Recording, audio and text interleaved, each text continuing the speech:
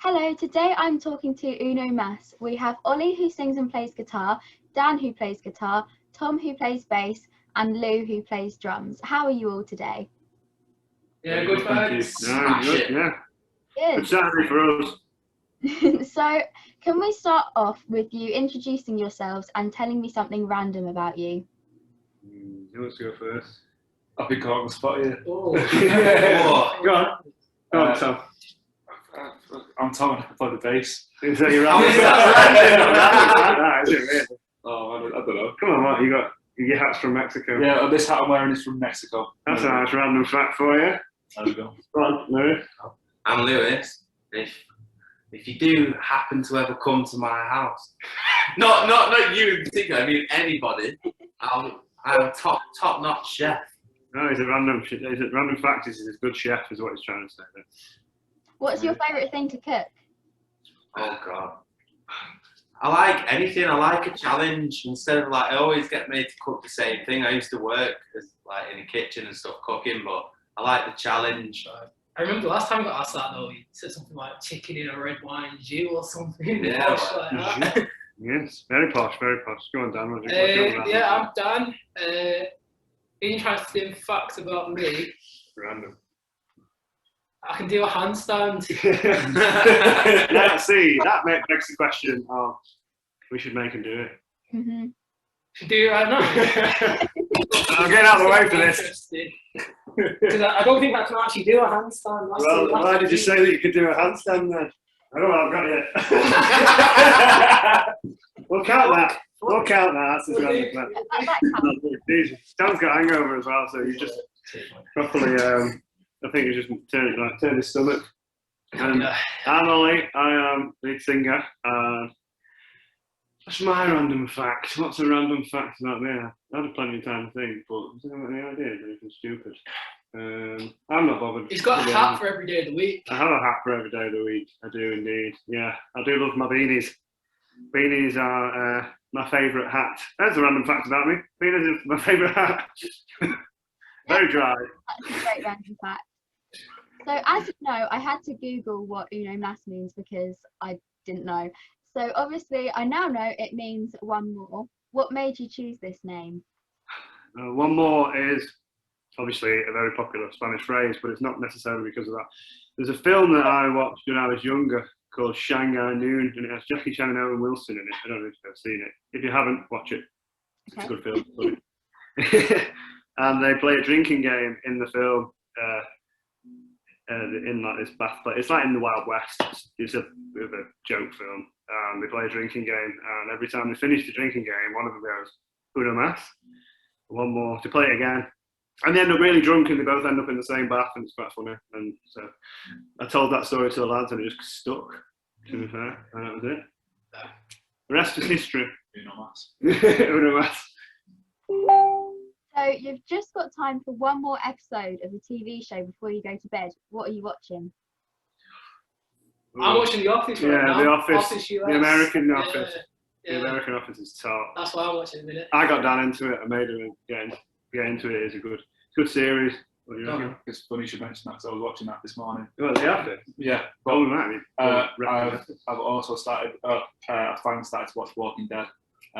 So I'm about 4 seasons deep into that bad boy. I never get into a series anymore. I'm usually doing like 10 things at once, so I just watch something like easy watching in the background, like Gogglebox or something. Oh, Gogglebox is top, to be fair. I do love Gogglebox. I got to love this Rick and Morty. Oh, Recommend Rick and Morty. Yeah, That's absolutely top. The new one, Your Runner as well. Apparently. Oh yeah, Your Honor. I've been watching Your Honor. That's Bryan Cranston. Your Runner's supposed to be a good one. It's pretty intense. It's one of them you have to like go for a walk after an episode and stuff like that. It's like you have to open a window. You're like, like hyperventilating. It's that intense. If you've got time to grab one more snack on the way out before rehearsal, what are you picking? I'm going easy with a bag of Doritos or something. Yeah, just a packet of crisps. Packet of crisps, good shout. I like peanuts. Peanuts. Are you like? No, Tom likes pork scratch. Yeah, you like. Oh, yeah. Pork pie. You're a pork pie guy. Just to stand out, I think the last snack that I brought to band practice was a bean and rice salad. Look at you. Very fancy. Very fancy. We've got a tin of biscuits in here as well somewhere. We do. We've got a special biscuit tin. I'm always getting it now. It's branded. It's a branded biscuit tin. Oh, that's fancy. Yeah. And it's got all sorts of goodies in it. Oreos and custard creams and bourbons and I think there's an orange club in there as well. Biscuit in there. Yeah, so we are very well prepared in this camp practice room. All the snacks you need for rehearsals, that's good. So you're on the way home and you've got time to listen to just one more song. What song is it going to be? That's a hard question. Depends what the context is. I've got it for us all. Glue by Uno Mas. That's the one. Out now. Go and stream it on Spotify, Amazon, everything. Go stream it. Yes. You've That's mine. got- I genuinely listen to our songs. So. My music taste changes a lot. I'm big into Tame Impala at the minute, so it's probably going to be something along the lines of "Why Won't You Talk to Me" or something like that. By Tame Impala is my one. I'm not even lying. I genuinely, when I'm in the car, listen to Glue on repeat. Especially on the way to work. If I've got like 20 minutes in the car, I'm just like, it gives me my motivation to go get work done so I can go be in a band after it. He knows all the words now. I do, finally. Who'd have thought it? Who'd have thunk it? Sorry, I've been listening to a classic answer. I like Foals. Oh yeah. Tom likes Foals. I like Foals a lot. Yeah. It's probably classic one my number. Fair enough. I don't know. I'm a bit like that. It varies a lot, but if it's like evening, it'll be like something maybe a bit heavier, like some Royal Blood, or maybe something more bit electronic-y, Tame Impala, Jamie XX, stuff like that. You've got money for one more concert ticket. Who are you going to go see? Uno Mas. At the Deaf Institute in Manchester on the 25th of September. If you've not got a ticket, get your tickets now. You're so smooth with all of this. I've done this before. Is it bands that are still around today, or bands that we could have seen? For example, I wouldn't mind seeing Oasis. Yeah, I would like to if see Oasis were still knocking about or something like that. It is pretty generic, but I think we're the generation that just missed them. Yeah. And because they broke up in 2009 or something like that. Or maybe either like Oasis, or maybe like Arctic Monkeys, but in like 2008. Oh yeah, like first album. When it was mental, yeah. I went to see Arctic Monkeys on the AM tour for my 18th birthday. That was pretty good, but I don't remember a single thing about it. I genuinely could not tell you what they even did playing or anything. I have no recollection. In fact, someone I've never seen, I'd love to, Billie Eilish. Oh yeah, Billie Eilish. Love to see Billie Eilish. Yeah, properly. You've seen Dua Lipa, haven't you? I've seen Dua Lipa twice. I'd like to see Dua Lipa. She's very good live. She's really good. I like a very good show. Yeah, her songs are mint. Choreography Choreography. is done to a T, man. Yeah, so. We're going to get Tom dancing on stage. Going to get one of those radio mic things. Oh, mate, I'd be like Britney. So your latest single, Glue, came out yesterday. How was release day? Amazing. Yeah, Absolutely amazing. It's gone off, hasn't it?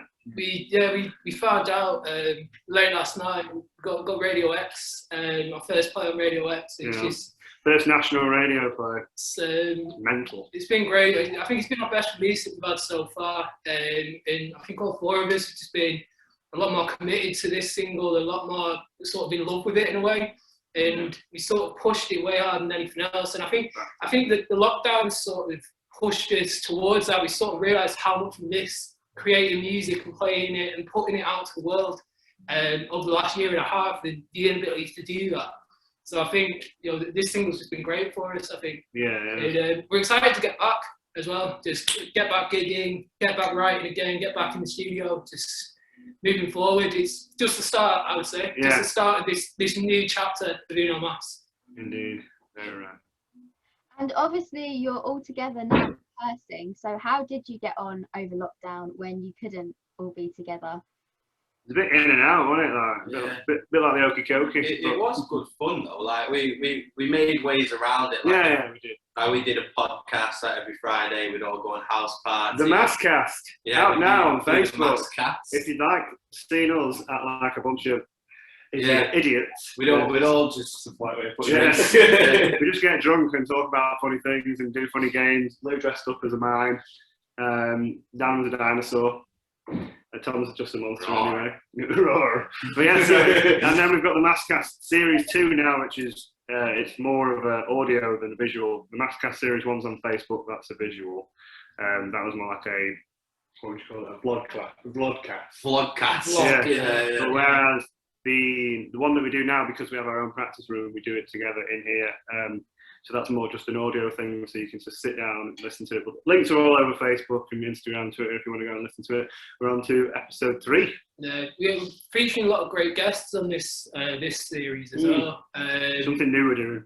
So we're bringing a new guest on every week as well, and it's interesting to find out like different people's dynamics on things and everything. Keeps it fresh. Yeah, it does keep it fresh. We and meet cool interesting, people as well. Like, yeah. we make friends with people, which is what it's all It's about. also like really nice to see that other people want to be on it and they want to talk to us, and it's great to talk to other people like bands and industry people alike who also you get to share their views, and as you are just listening to it, it is something really, really interesting. It is well worth a listen. Yeah, it's every band helping every band, which is what it's all about, isn't it? Like, the music industry shouldn't be so dog eat dog. It should be like the music is music at the end of the day. Everyone rises together. Yeah, everyone comes up at the same time. It's not a race. Love always. That's what I say. Peace and love. Peace and love. Peace and love. Yeah, it's nice that you've been able to start something like that with lockdown going on. It is a good way to like keep yourselves out there sort of during lockdown when it's harder to do like live gigs and stuff. So yeah, I think sorry to interrupt. Just about lockdown, I think it was a blessing in disguise. I know obviously it's a bad thing because of the whole pandemic itself, but for us as a band and remaining safe, like when we were isolating at our own homes and stuff like that, we kind of needed that break, that just so that we could like just think. It let us rebuild on our foundations again. Yeah. So we felt like we had good foundations, but we made them more solid, reinforced them with steel, let's say. Yeah, time that we realised where we needed to improve. Yeah, we just like I said before, we're just coming back stronger this time around, and with more intent and purpose about everything we're doing. Right. And it's just exciting. Is all I'm saying. It's really exciting. We're loving it, and we just want everyone else to love it and just enjoy the ride with us. Really, is what we're after, I think. 100%. Straight to the top. So tell me a bit about Glue, like what it's about, how you recorded it and everything. Yeah, well, I'll tell you what it's about. It's that kind of, I always write my songs, especially the lyrics, to things from personal experience, so things. And it doesn't necessarily, I don't have a subject in mind, it just comes to mind, and that's what I write down on the page. And this seems to be, it's like one of those things with me. I write lyrics and then I read them back and it tells the story, but I know that I'm telling the story whilst I'm doing it. It's a weird kind of subconscious thing, which I love about music. Like when it drops from the sky and you don't know where it comes from, that's the best thing about music. The feeling of that doesn't amount to anything else. But yeah, Glue, when I read it back, was more so, I'm obsessed with someone, but you're trying to remain cool, but you can't. And all you want is them to be like reciprocate it, so you want to be obsessed as well. And like as soon as you met the person or whoever it is or the thing that you're obsessed with, you can't get it out of your head. It sticks like glue. And there's a lyric in it. My favorite lyric is "Tell me, girl, what's your demon? Because my demon is you." And I feel like that's like it's like an addiction. It's like the person's a drug, and you want more of it. And I think that's why I find it quite cool. Quite like the lyrics to it. But yeah, we recorded it at Sugar House with Eddie and Lee. Shout out to them. Big up. And to be fair, we went in really strong with the single. Yeah. It was off. So we tend to go in with a few ideas for what we want to record, but this was our strongest idea, I think, when we went in last into the studio. And it showed, I think, and it came out, and it was well written before we even went in. So with Eddie and Lee, it's sort of it just took it to the next level, didn't it? It's what we went in there with a certain vision in mind of what we wanted it to sound like, and it didn't really deviate from that at all. And they sort of just amplified our creative sort of vision and just take it, and just sort of help raise that to the standard of what it is now. So I think they really sort of help with stuff like that. Yeah. So I have a thing about puns and song names. So I have to ask a question to do with glue. But have you got yourselves into any sticky situations at rehearsals, gigs, etc., that you've had to get out of? Glue no mass. Lewis lost his shoes in Liverpool. He didn't really lose the shoes. I didn't really lose them. I noticed that they were broke. He was intoxicated. Then launched them across Liverpool 1 and then walked back to the flat, barefooted in the middle of the night in Liverpool. In the rain. Woke up with a chicken wrap stuck to the side of my face. Yeah, a chicken wrap stuck to the side of his face and a tiny hand towel as a duvet. Yeah. It's literally like this big, this hand towel. It was like over one leg. I'm surprised he wasn't shivering to death. The alcohol keeps you warm. Yeah, that's it, mate. Beer jacket.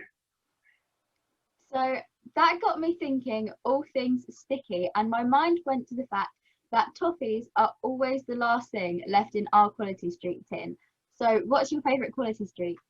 Well, the toffees are always the last ones. Yeah, you know, like those toffee pennies. Yeah. I agree with that. My favourites are the strawberry, the orange cream ones. Oh, see, that's even I quite like those new ones, them honeycomb ones that they have, honeycomb crunch, and then those like green triangles, the ones that are like. The Quality Street's caramel barrels. No, that's roses. Roses. You're a little wrong. Caramel barrel. See, I'm mixing up my chocolates here. I'm not a big chocolate fan. I personally love the little gold toffee things. Yeah, I like them. The best. I think I prefer toffee over. You'll have to give your used Quality Street tins to Tom, and it's full of the toffee. It's like human dustbin. He's got stainless steel teeth, so that's why you can just handle them. You just use them like anything. Yeah. Chisel jaw. What's your favourite Quality Street? I think probably the orange crunch ones, which are like the hexagons. Yeah. Decent shout. Some people would probably turn their nose up at that. I know a lot of people. Oh, I like that. Yeah, I know a lot of people don't like orange and chocolate, but I think it's a great mix. And chocolate. It's like one of the best food combinations. Like match, what are they called? Matchsticks. Orange matchsticks. Yeah. Oh, yeah. Mm-hmm. Orange matchsticks. Yeah. Christmas that, innit? Yeah. Makes me feel like Polish off the whole box of them, though, can't you? yeah, easy. Hey, you don't have one at a time, how about five? So obviously I can see from your Instagram page you've got a headline gig booked at the Deaf Institute in Manchester on the 25th of September, and I think you're taking part in Carfest now that the roadmap allows for it to go ahead, hopefully. So do you want to tell us a bit about those and anything else that you've got coming up in the rest of this year? Personally, I'm well excited for Carfest. I think as a band, it's our first sort of big major festival. It's got a big capacity on it as well, like 30,000 people there. So I'm absolutely buzzing for that. And getting summer clothes out, the bucket hats on, t-shirts on, shorts and all that, and just proper festival vibes going on. And to be honest, we actually, as a band, we missed out on our first festival season because of the lockdown. So it would have been the 2020 festival season. So I think it's going to be a lot of fun this festival season. Yeah, as long as it goes ahead. I think we're really excited for it. It's going to be a lot of fun. Is all I say. Yeah, it will be. Two shows as well. Yeah, I think Carfest as well. They just announced they're selling more tickets, and they do sell really quickly. So you want to get one, get one. Yeah. The thing about Carfest is doing down Brighton way as well, right down on the south coast. We're doing 2 shows at Carfest. It's like it's a real first time out the northwest as well. Yeah, there's one in Cheshire in there, and then there's one down south. Yeah, it's sunny south. South London somewhere. I just can't wait to get outside and start spreading the massive really and growing it and getting more people on board from around the country and just having fun. The Deaf Institute, 25th of September. all I can really say about that is it is selling out rapid. So, it is. Yeah. Honestly, we can't And, actually tell you enough. Like, anyone who's watching this, the tickets are flying out. And when we say flying out, it's not just like an advertising scheme. They are actually flying out. We're just as shocked as you are. Yeah. Buy your tickets. But, we did play the Deaf Institute as well last year. That was one of we Is that absolutely first loved it. Manchester gig? That was Yeah. our first proper Manchester gig supporting Freedom. We absolutely loved that. And we played that gig and we thought, imagine headlining this will be top. And then it's pretty mega that, It's full circle. that a year later we've gone full circle and we are headlining it. Yeah, because as soon as we played that Deaf Institute show the first time round, that was a sold out show. We supported Frida, another popular Manchester band. Really good lads, and it just went off. Like, even when we played, like, it went off. Everyone was just so up for it. And then after our set, we were waiting for Frida to come on and that, and we were all in the back room and we were like, we just really want to headline this place. And like, it was kind of said in, like, you know, just kind of like in lieu. It wasn't. We didn't think that we would be doing it so soon, and the opportunity came along, and we just plucked it. And we were like, damn right, we're ready for it. Jumped at it, yeah. Big up the Deaf Institute as well, because it's a mega venue. Yeah. And Scruff of the Neck, yeah, for putting us on. We're working very hard as well to make sure it's going to be Oh, That's good, very yeah. fine. That's why we're here. It's going to be a show. I can say that I'm pretty confident that we're putting on a show. It's not going to be like any other mask gig that we've done before. It's going to be, excuse my French, shit hot. It's going to be mint. And we're excited for it. The arena's going to be bouncing. There's not many tickets left either. So it's just this last little push to get them done. Then we're on the road to getting ready and putting on this big show for everyone. Yeah. Can't wait for it. Buzzing. Well, I think that's a good place to end the interview with some things to look forward to. So thank you for coming on and talking to me today, and good luck with Glue. Everyone, go stream it. Yeah, go stream it now. It's available now. Cheers, Grace. Thank you, Grace. I hope you have a great rest of your day. Thank you very much. Goodbye. Cheers, bye. Bye.